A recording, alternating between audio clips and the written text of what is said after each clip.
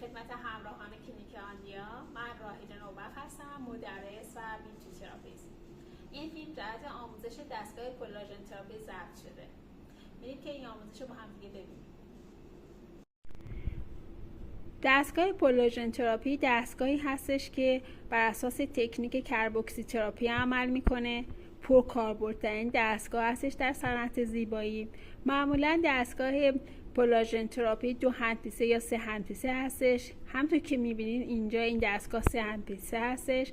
هندپیس تریپولار، اکسیژنا و اولتراسون که هر کدومشون یه کارهای خاص خودشون دارن. همونطور که گفتم این دستگاه 3 تا هندپیس داره که هر کدومشون یه کارایی داره برای خودش. هندپیس تریپولار کارش لیفت صورت یا قسمت‌های بدن هستش. هندپیس اکسیژنا کارش اکسیژن رسانی و ضد لک و همچنین ماساژ هستش.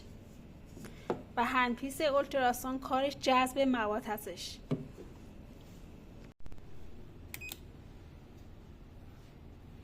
دستگاه رو آن میکنیم. 3 تا گزینه میاد برامون، میتونیم هر یک از هندپیس‌ها رو انتخاب کنیم. من هندپیس اکسیژن رو انتخاب میکنم. وقتی انتخاب کردم 3 تا گزینه دیگه برام میاد، نیو ریوایو، نیو برایت و نیو ماساژ که هر کدوم از اینا کارهای خاص خودشو داره. اولی جوانساز هستش، اکسیژن رسان هستش، دومی ضد لک هستش و سومی ماساژ هستش. و دوباره هر کدوم از این گزینه‌ها رو انتخاب کنین، بعد یه صفحه باز میشه. صفحه‌ای هستش که قسمت اول شدت دستگاه رو میتونید کم و زیاد کنید و قسمت دوم تایم میتونید انتخاب کنید، تایمی که برای اون کار میتونید انتخاب کنید. بعد دستگاه رو ران میکنید. روشن شدن دستگاه از روی خود دسته هندپیس هستش.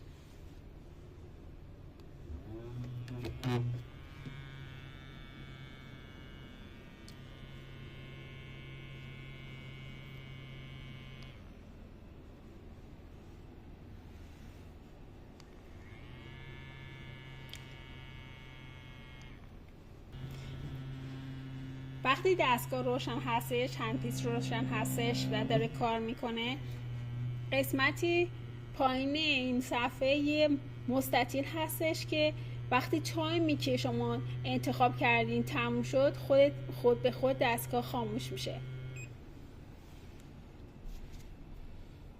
تریپولار رو اگه بزنین شامل 4 تا گزینه میاد: فیس، صورت، گردن، دکولته و هند، یعنی دست ها. هر کدوم از این گزینه‌ها رو بزنید باز براتون صفحه‌ای میاد که همونطور که گفتیم شدت دستگاه، زمان دستگاه و این قسمت هم لول دستگاه هستش. میتونید انتخاب کنید از لا، مدیوم تا های.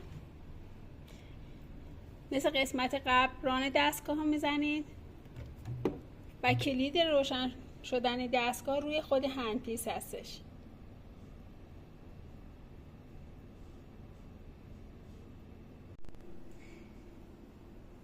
اون تایمی که در نظر گرفتیم برای هر کاری توی این مستطیل پر میشه. وقتی پر میشه همچون که میبینید من تریپولار استفاده کردم، هندپیس تریپولار. الان زمان داره تموم میشه. وقتی که تموم شد دستگاه خاموش میشه. دستگاه کولاژن تراپی بر اساس اینکه شما بخواید چه کاری انجام بدین و از چه هندپیسی استفاده کنین، کیتای مخصوص به خودشو داره. کیتای اکسیژن رسان، کیتای ضد لک، کیت آبرسان و همچنین ماساژ. هر کیت شامل 2 قسمت هستش، یه قسمت ژل هستش و یه کپسول یا قرص که این قرص روی دستگاه سوار میشه و ژل رو روی موضع میزنن و با دستگاه یا اون هندپیس روی قسمت ماساژ میده. بسته به این که بخواین چی کیتی استفاده کنین، اون قرص مخصوص به خودش رو از توی این بسته باز میکنین و روی هندپیس سوار میکنین.